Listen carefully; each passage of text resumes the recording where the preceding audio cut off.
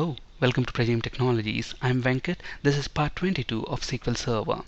In this session, we'll learn about the commonly used built-in string functions that are available in SQL Server. Functions in SQL Server are broadly divided into two categories: user-defined functions and system functions. We haven't spoken about user-defined functions. We will be talking about them in a later session. In this session, we'll talk about all the available system functions. Now, if you want to see all the system functions that are available in SQL Server, expand programmabilities folder. Within that, functions, system functions, and you should see all the system functions available here categorized into their own categories depending on the functions they perform. Now, if you want to aggregate values, then you use some of the aggregate functions like sum, count, etc. And if you want to work with date and times, we have date and time functions, which we'll be talking about in a later session. And similarly, if I want to work with strings, I have string functions. Today we will be looking at some of the commonly used string functions. Now we have this ASCII string function. Now we use ASCII string function to return the ASCII code value of the given character expression. Now every character has got an associated ASCII code value. So if you want to retrieve the ASCII code value of a given character expression, then we use the ASCII function. Okay, let's see how to use that. So look at this. This is the ASCII function. Now select ASCII, and look at this. The moment I open this parenthesis, Visual Studio, SQL Server, IntelliSense shows me, okay, this is expecting a varchar data type, an expression of type varchar, and this is going to return an integer. Okay, so this is one way of identifying what you need to pass to the function and what it returns to you back. Okay, another way is if you just expand the function itself, it should tell you, okay, the parameters that it is expecting is an expression of type char or varchar, and it returns an integer. Because ASCII code value is an integer between 0 and 255, it's going to return an integer for a given character expression. Okay, so I want the ASCII code value for capital letter A.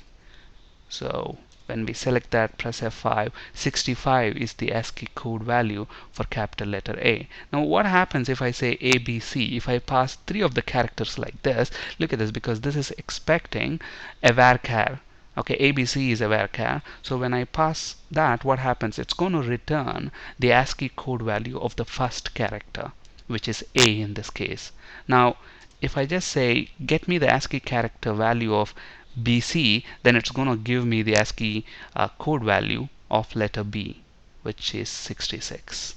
Okay, so we use ASCII function to return the ASCII code value of the given character expression.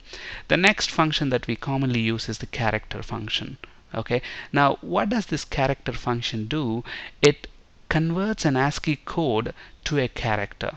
Okay, now see, the ASCII character reverses what ASCII function does. Now ASCII function returns the ASCII code value, whereas the character function returns the character associated with the ASCII code value. And we know that the ASCII code values are between 0 and 255. Okay, and we know the ASCII code value for capital letter A is 65. Now let's say I want to print alphabets from A through Z. How do I do that? I can make use of this ASCII codes and then create a loop and then print them. Let's see how to do that. Now let's say if I use the char function, look at this. When I expand the IntelliSense, it shows it is expecting an integer expression, an integer, and then what is it going to return to you? It's going to return a character. Okay, so for example, if I pass 65, you know that 65 is the ASCII code value of capital letter A. So when I press execute this, I should get letter A. Now let's say I want to print alphabets, capital letter alphabets from A through Z. How do I do that? I can use a while loop to do that and the char function. Let's do that. So declare a variable of type integer. Let's call that start integer. Initialize that to maybe 65 because capital letter A starts at 65. So 65. And then what I want to do from 65, there are 26 alphabets in English language. So 65 plus 26 is 91. So 91 until 91. Okay. So while at start is less than or equal to 90, begin end. What do we want to do? We want to print the character associated with that ASCII code value.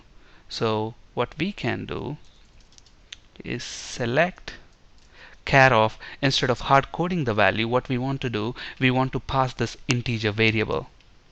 So when we pass this integer variable, it loops through. First time it will be 65, so it will print capital letter A.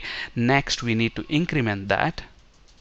So set at start is equal to at start plus 1. So we increment it by 1, 66. 66 is the ASCII code value of capital letter B, so that gets printed out. So instead of selecting it, we'll just print it.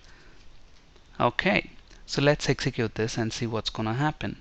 It should print capital letter A through Z. Okay, so you can see A, B, C, D printed until Z.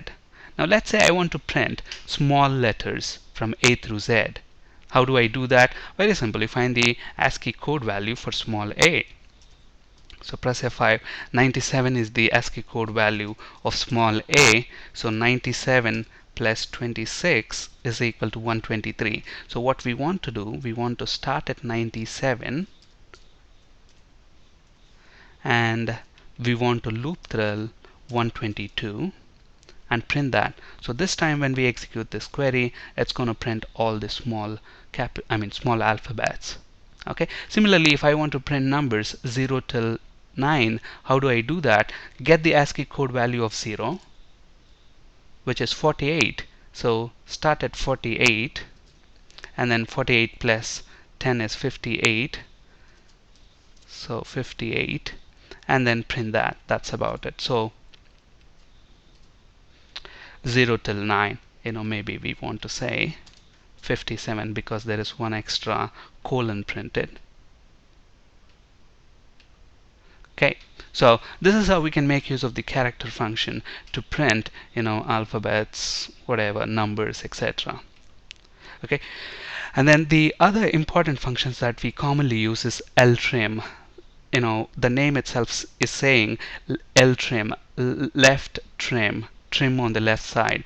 For a given character expression, it's going to remove the white spaces on the left hand side of that character expression. Okay, let's see that in action. So for example, let's say I have something like this. Select, there is a name. Okay, I have some spaces there, hello. Now when we execute this, it just shows that hello with the white spaces on the left hand side. Now let's say I want to remove those white spaces. So if you want to remove the white spaces on the left hand side of the given string, you can use the ltrim function and pass the string to that. It's going to return a string that has the white spaces removed. So we have the white spaces removed there. Okay, now let's look at a practical example of applying this. So select star from TBL employee. If you look at the rows in this table, look at the first name. Some of the names in this table have got spaces in front of them. Now let's say I want to remove all of the spaces in front of them. How can I do that? I can make use of this ltrim function. So I want to say I want first name and maybe middle name and last name columns. Okay, now when we execute this, we get all those columns, but the problem is, look at this, they are having these white spaces in the front and they don't look good. So if you want to remove the white spaces, you can simply use the ltrim function and it should knock off those white spaces at the beginning of the name. And obviously this column name, we have lost it, so we can give it an alias name if you want as first name, and you execute that, you should get the first name as expected. And similarly, along the same lines, we have rtrim. If you want to remove the white spaces on the right hand side of the given character expression, then you can make use of rtrim function. So let's see how to do that. So let's say there is this hello word, and on the right hand side I have white spaces. Now if I want to remove those spaces there, I can make use of rtrim. press F5. So it removes the white spaces on the right hand side. We can't see that, but trust me, it removes them. Now let's execute this. Now these names have got white spaces on the right hand side as well. Okay, if you want to remove the white spaces on the right hand side, you can use rtrim function. Let's see them first. Now let's say I not only want the first name, middle name and last name, I also want their full name. Okay, their first name and then space middle name space last name. How do I get that? First name plus give a small space and then maybe middle name and then give a space and then last name. So essentially what we are doing here is we are concatenating the first name, middle name and last name together using the plus sign. So now when we execute this, you should see the difference. Look at that. This is going to be our full name, the last column. Let's give it an alias called as full name. So if you look at this now, we have the full name, but look at this. Because of the spaces on the left and right side of the first name, they don't look right. Okay, so what we want to do is knock off the white spaces on the left hand side of the first name and the white spaces on the right hand side of the first name, so that, look at this, Todd Cartner has got a lot of white space on the right hand side. So how do we remove both the left and right side white spaces? Use ltrim and rtrim together. Okay, so if you pass the first name here to ltrim, what it's going to do, it's going to remove the white spaces on the left hand side and then return the string. For the returned string, remove the white spaces on the right hand side as well.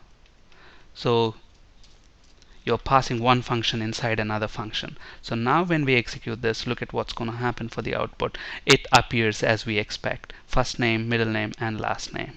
Okay, so we can use ltrim and rtrim basically to remove white spaces on the left hand side and on the right hand side of the given character expression.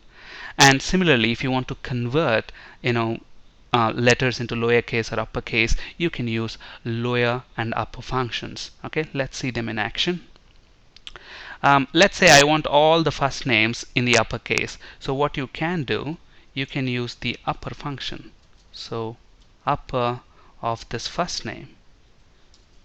Okay, and similarly let's do that lower for last name. So last name is going to be converted into lowercase. Okay, so let's execute this. So look at that, all first names are converted into uppercase, all last names are converted into lowercase. Now since you're using a function, you will lose the column name. If you want the column name, use the alias there. Alright, so that's about upper and lower functions.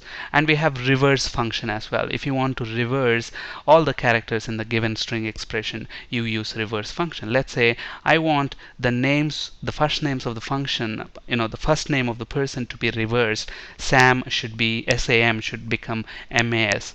How can I do that? Use the reverse function. So when you use the reverse function, look at this, I'm chaining all these functions together. Okay,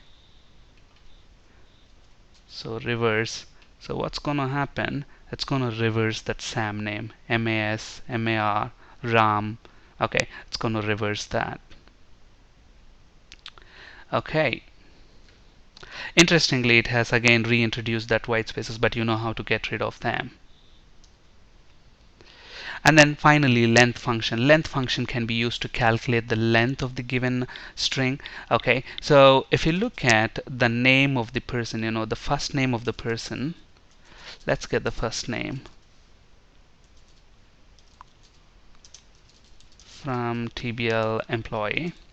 So if you look at the first name, now I want their first name and the number of characters in their first name. How do I do that? Okay, this is the first name itself. So if I want to find the length, the number of characters in their first name, I can use length function. Pass it the name of the column. That's all. And maybe you can give it an alias name, maybe total characters. So when we execute this, you should see the first name and the total characters. And now you should understand, look at this, there are only 3 characters, but I'm getting 5 characters. Why is that? Because there are white spaces at the beginning of the string. So 2 white spaces. That's why it's giving, including those white spaces. Okay, so if you don't want to count the white spaces, then what you need to do is you need to first L-trim that, remove the white spaces at the beginning of the string. Now when we execute this, it should give us the correct count of the letters. Okay, 3, 3. Okay, so this is correct now. On the right hand side, if you want to remove, okay, look at this, the count function, I mean the length function, returns the count of total characters in the given string expression, excluding the blanks or white spaces at the end of the expression. Even if there are white spaces at the end of the expression, it doesn't count them, but if they are at the beginning or in the middle of a given string, then it counts them. Okay, so these are some of the commonly used string functions. We'll be talking about the rest of the commonly used string functions like char index, substring, etc. in the next video session. On this slide you can find resources for ASP.NET and C# interview questions. That's it for today. Thank you for listening. Have a great day.